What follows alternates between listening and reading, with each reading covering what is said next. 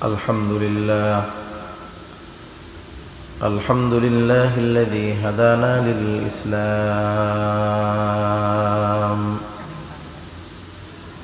الذي نزل القرآن هدى للناس وبينات من الهدى والفرقان، وخلق الإنسان وكرمه وعلمه من البيان ما لم يعلم، فسبحان الذي لا يحصى امتنانه باللسان ولا بالقلم، ونشهد أن لا إله إلا الله وحده لا شريك له،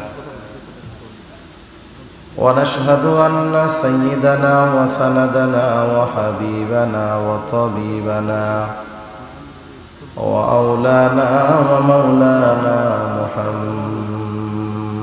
محمد صلى الله تعالى عليه وعلى آله وأصحابه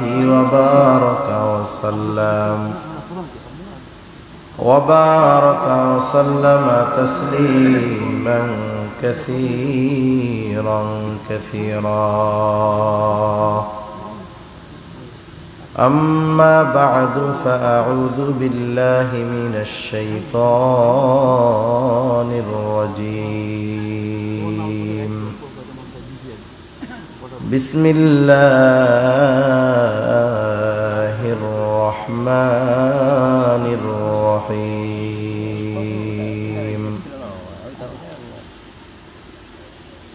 لقد جاءكم رسول من أنفسكم عزيز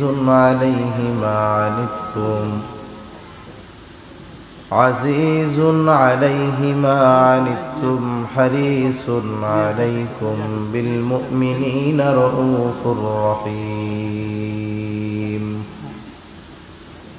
وقال رسول الله صلى الله عليه وسلم: لا يؤمن أحدكم حتى أكون أحب إليه من والده وولده والناس أجمعين،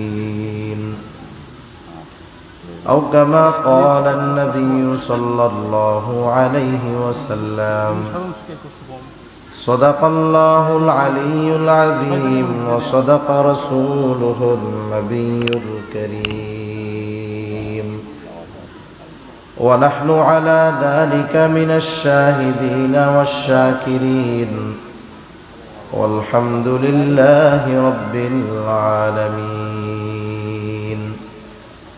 سبحانك لا علم لنا إلا ما علمتنا، إنك أنت العليم الحكيم.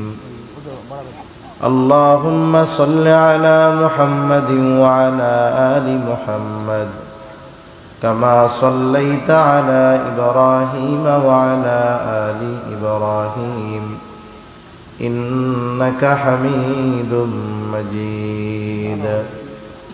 اللهم بارك على محمد وعلى آل محمد كما باركت على إبراهيم وعلى آل إبراهيم إنك حميد مجيد। আলহামদুলিল্লাহ, ঐতিহ্যবাহী জয়পুরহাট জেলার অন্তর্গত পাঁচবিবি থানাধীন দারুল কোরআন মাদ্রাসা ও নুরানি একাডেমি মক্তব নাজেরা হিফজুল কোরআন ও ফতোয়া বিভাগ উদ্বোধন উপলক্ষে আজকের এই ওয়াজ ও দোয়ার মাহফিলের সম্মানিত শ্রদ্ধেয় সভাপতি, আমন্ত্রিত প্রধান অতিথি, বিশেষ অতিথিবৃন্দ সহ সম্মানিত শ্রদ্ধেয় উলামায়ে কেরাম, সামনে উপস্থিত মুরব্বিয়ানে কেরাম, সমবয়সী যুবক বন্ধু, স্নেহের ছোট ভাই এবং পর্দার অন্তরালে অবস্থানরতা সম্মানিতা শ্রদ্ধেয়া মা ও বোন, দয়াময় আল্লাহ রাব্বুল আলামিনের দরবারে অগণিত শুকর যে মহান মালিক হায়াতে বরকত দিয়ে সুস্থ রেখে দীর্ঘ সময় পর্যন্ত বিজ্ঞ উলামায়ে কেরামের জবান থেকে বহুত গুরুত্বপূর্ণ কথা শ্রবণ করবার, আমাকেও আপনাদের খেদমতে কিছু কথা বলবার সুযোগ যে মহান মালিক দান করেছেন, সে মহান মালিককে খুশি করার জন্য মোহাব্বতের সাথে জবান খুলে অন্তর থেকে আমরা একবার কালিমাতুশ শুকর পাঠ করি, আলহামদুলিল্লাহ। অগণিত দুরুদ ও সালাম সৈয়দুল আম্বিয়া, আশরাফুল আম্বিয়া, খাতামুল আম্বিয়া মুহাম্মাদুর রাসূলুল্লাহ সাল্লাল্লাহু আলাইহি ওয়াসাল্লামের উপর। আমি আপনাদের খেদমতে পবিত্র কোরআনুল কারীমের সূরা তাওবা থেকে একটা আয়াত ও রাসূল আকরাম সাল্লাল্লাহু আলাইহি ওয়াসাল্লামের অগণিত হাদিস থেকে একটা হাদিস পাঠ করেছি। আল্লাহ তাআলার কাছে তৌফিক চাই, অল্প সময়ের মধ্যে আল্লাহ তাআলা আমাকে কিছু কথা বলার তৌফিক দেন, যে কথাগুলো আমাদের সবার দুনিয়া এবং আখিরাতের জন্য কল্যাণকর হয়। সকলে বলি আমিন। সম্মানিত উপস্থিতি, আপনারা জানেন যে এ দুনিয়াতে প্রায় 250 কোটি মুসলমান আছে। 250 কোটি মুসলমান সংখ্যার দিক দিয়ে অনেক। আল্লাহ সুবহানাহু ওয়া তাআলা এ দুনিয়ার চালিকা শক্তি যেই জিনিসগুলো, এই দুনিয়ায় যার যত বেশি স্বর্ণ আছে, খনিজ পদার্থ যার যত বেশি আছে, মূলত তারাই তত অর্থনৈতিক দিক দিয়ে সমৃদ্ধ। আল্লাহ তাআলা মুসলিম দেশগুলোর মধ্যে এই পৃথিবীর 80% উপরে খনিজ পদার্থ আল্লাহ তাআলা দান করছেন। তেল, স্বর্ণ, এগুলো প্রায় 80% এগুলো মুসলমানদের অধীনে। এরপরেও সংখ্যাও ঠিক আছে, সম্পদও আছে, এরপরেও এই দুনিয়াতে মুসলমানেরা সবচাইতে নির্যাতিত, মাজলুম। ঠিক কিনা বলেন? আফসোস তো লাগে অনেক সময়, আমরা 92% মুসলমানের দেশেও আমরা মাজলুম। এটা আমাদের জন্য বড় কষ্টের ব্যাপার। সম্প্রতি সময়ের যেমন দেখলাম ফরিদপুরের মধুখালীতে 2 জন মুসলমান কিশোরকে শ্রমিক যারা একটা স্কুলের টয়লেট নির্মাণের কাজ করতেছিল, মন্দিরে আগুন দেওয়ায় সন্দেহবশত এই 2 কিশোরকে পিটিয়ে হত্যা করে ফেলা হয়েছে। একটা অপরাধের কারণে যদি কাউকে সন্দেহ হয় আর এর কারণে যদি মেরে ফেলা হয়, তাহলে এ বিষয়টা কখনোই ভালো বিষয় হতে পারে না। যেই ধর্মের হোক, ইসলাম ধর্মের হোক, হিন্দু ধর্মের হোক, বৌদ্ধ ধর্মের হোক, একেবারে বিনা কারণে এই ধরনের হত্যাকাণ্ড এটা কখনোই সমর্থন করা যায় না। কিন্তু আফসোস কিছু জায়গায় থাকে, এই আফসোসটা আসেই। যেমন আমাদের দেশে যে কোনো ধর্মের মানুষ, আমরা একটু ধর্মের প্রতি দুর্বলতা আছে, আবেগপ্রবণ। আমরা কোনো বিষয়কে যদি ধর্মীয় দিকে প্রবাহিত করে নেওয়া যায়, তাহলে মানুষের সিম্প্যাথি অর্জন করা যায় বেশি। পত্রপত্রিকা খবরের মধ্যে যতটুকু দেখলাম যে মূলত ওই স্কুলের বাথরুম নির্মাণের টেন্ডার যিনি নিয়েছিলেন তার কাছে চাঁদা দাবি করা হয়েছে। আর যেই বাথরুমটা নির্মাণ করা হচ্ছে স্কুলের, ওটা একটা হিন্দু অধ্যুষিত এলাকা। স্বাভাবিক টেন্ডারের চাঁদা দাবি করছে, চাঁদা দেয় নাই। শ্রমিকেরা ওইখানে রাতে থেকে কাজ করে। ওই এলাকার একজন ইউপি সদস্য মেম্বার, তিনি রড নিয়ে যাইতে গেছে, যে যখন ওই 2 শ্রমিক সহ অন্যান্যরা বাধা দিয়েছে, একটা গ্যাঞ্জাম, কেওয়াস সৃষ্টি হয়েছে।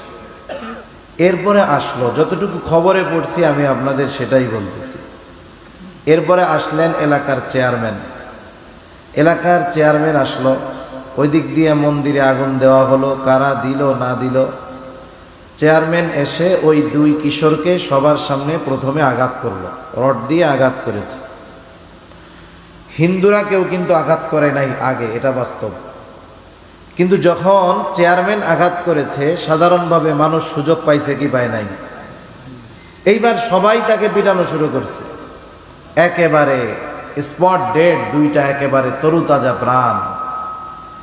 এখন বিষয়টা হলো, এই বিষয়কে কেন্দ্র করে আবার মুসলমানদের ভিতরে জনমানুষের মধ্যে একটা ক্ষোভ, তারা অবরোধ করলো, রোড প্রতিবাদ করলো।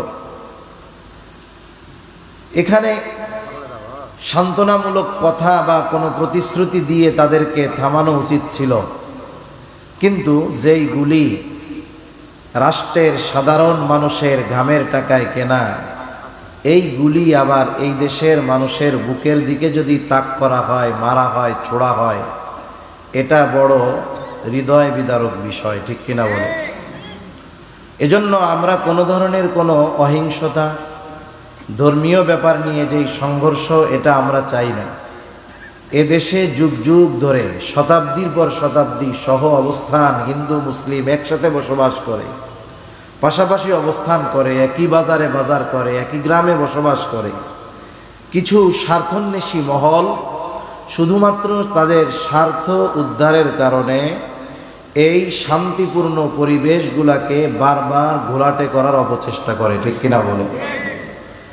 আসলে সব কথা সব সময় ক্লিয়ার করে বলা যায় না, কারণ আমাদের লাগাম বলার একটা লিমিটেশন আছে, অনেক কিছু অনুধাবন করে নিতে হয়। আমরা চাই এই বাংলাদেশ, এখানে সহ অবস্থানের দিক দিয়ে আমরা অসাম্প্রদায়িক, সকলের সাথে সকলের আন্তরিকতা আছে। একজন অমুসলিম হিসাবে যদি কেউ আমার প্রতিবেশী হয় অমুসলিম, তার সাথেও আমার সহ অবস্থান এবং তার সাথেও আমরা ভালো ব্যবহার করি, এই শিক্ষাই আমাদের ইসলাম দেয়, ঠিক কিনা বলেন? ইসলাম কখনো এই শিক্ষা দেয় না যে তুমি কারো মন্দিরে গিয়ে আগুন ধরিয়ে দিবা, তুমি কারো মূর্তি ভাঙচুর করবা, তুমি অমুসলিমদের উপাস্য যারা তাদেরকে বকাঝকা দিবা, এটা ইসলাম শিক্ষা দেয় না। তবে কিছু স্বার্থান্বেষী মহল এ কাজগুলো করে থাকে। যেমন ফরিদপুরের আরেক জায়গায় মন্দির, কয়েকটা মন্দিরে মূর্তি ভাঙা হয়েছে। মূর্তি ভাঙছেই মানে মুসলমানদের উপরে দোষ, কিন্তু সিসি ক্যামেরার ফুটেজ পরীক্ষা করে দেখা গেল ওই এক হিন্দু যুবক বেশ কয়েকটা মন্দিরে অনেকগুলো মূর্তি ভেঙে মুসলমানদের উপরে দোষ চাপিয়েছে, ঠিক কিনা বলেন? এই ধরনের ঘটনা আমরা অহরহ প্রতিনিয়ত দেখি। এই বিষয়গুলো ভালো নয়। আর আমরা ওয়াজ মাহফিলের মধ্যে যতটুকু আপনাদের বলি, আমি জানি না আপনাদের এলাকায় যত ওয়াইজ আসেন, ওলামায়ে কেরাম আসেন, ওনারা কি কখনো আপনাদের বলছে নাকি যে আপনারা হিন্দুদের মূর্তি ভেঙে দিবেন, এরকম কোনো কথা বলছে? তাদের পূজায় বাধা দিবেন এমন কোনো কথা বলছে? মন্দির পুড়িয়ে দিবেন এমন কোনো কথা বলছে? এরকম কোনো কথা আমি জীবনে বলি নাই, কোনোদিন আমি বলতে কাউকে শুনি নাই।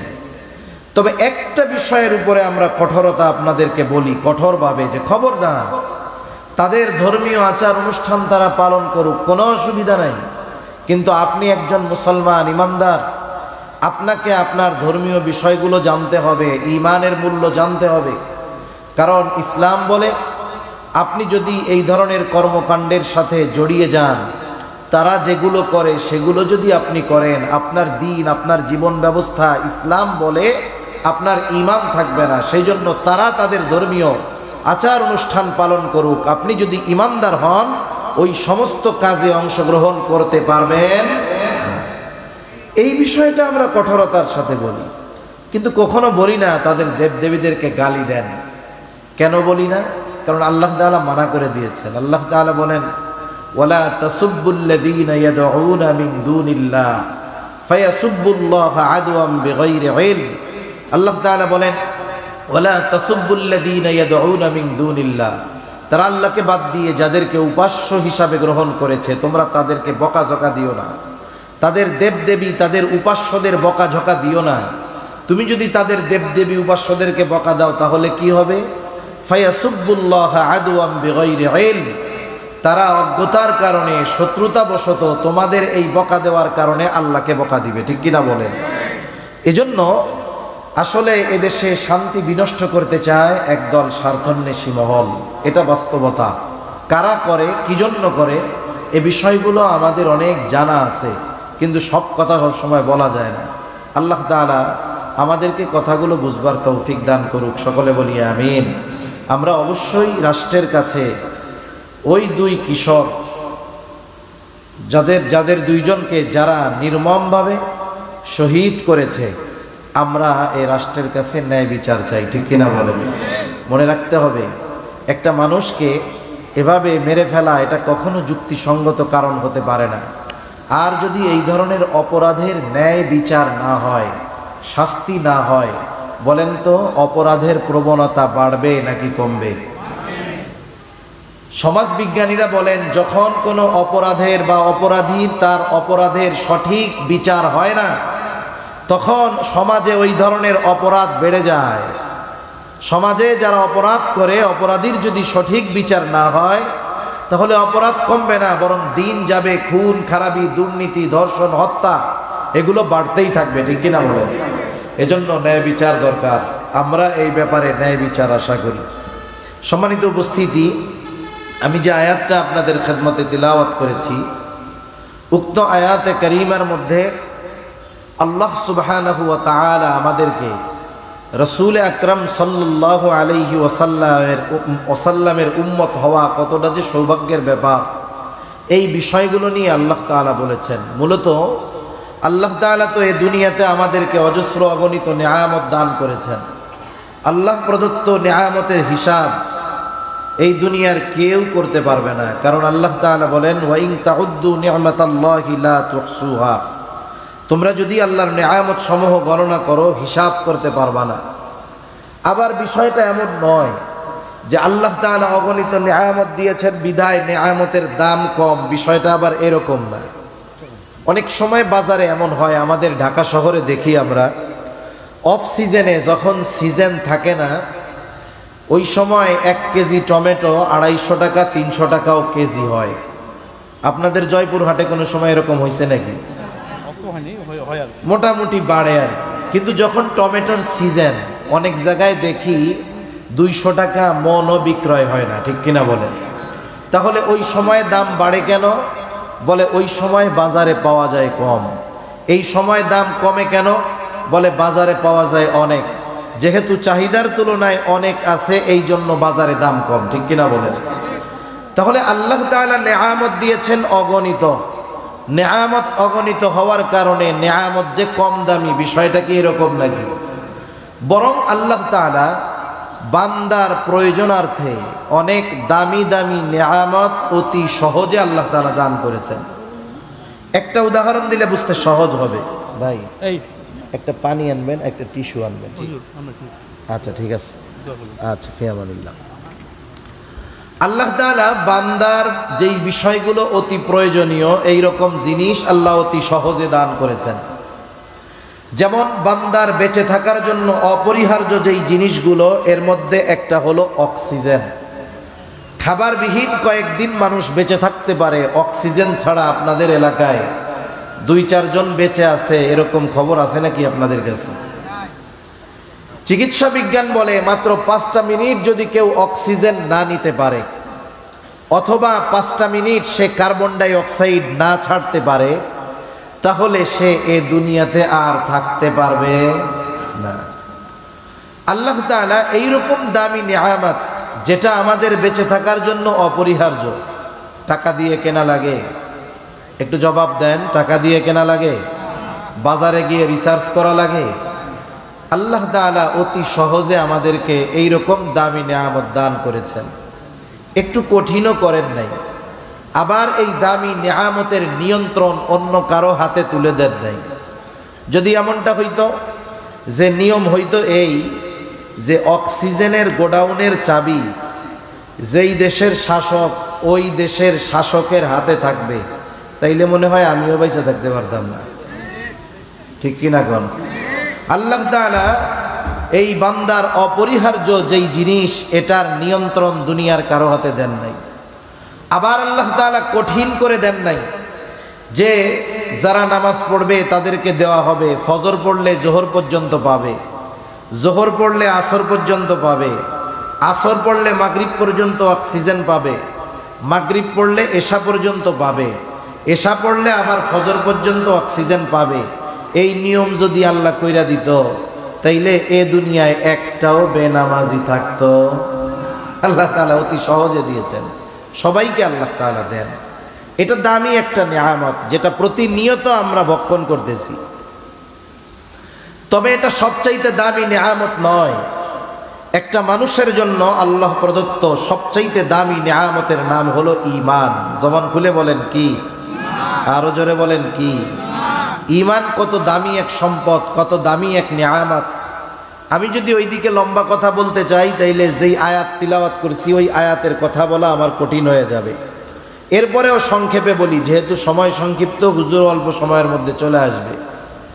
ঈমান হলো এমন দামি এক নিয়ামত, নবীজি বলেন যার জাররা পরিমাণ ঈমান আছে, যার অন্তরের মধ্যে জাররা পরিমাণ কল্যাণ আছে অর্থাৎ ঈমান আছে, সে যদি এই জাররা পরিমাণ ঈমান সহকারে এই দুনিয়া থেকে বিদায় নিতে পারে, আল্লাহ তাআলা এই দুনিয়াতে সে যত পাপ করুক না কেন, আল্লাহ তাআলা তাকে শাস্তি দেওয়ার পরে হলেও ওই জাররা পরিমাণ ঈমানের কারণে এক সময় আল্লাহ তাকে জান্নাত দিয়ে দিবে। সুবহানাল্লাহ।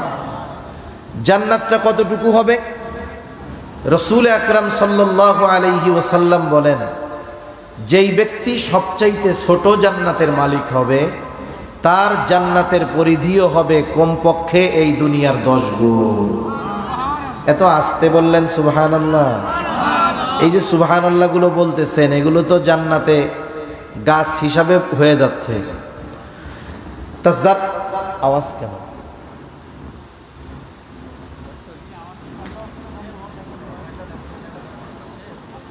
ফ্যানের কারণে আওয়াজ হয়।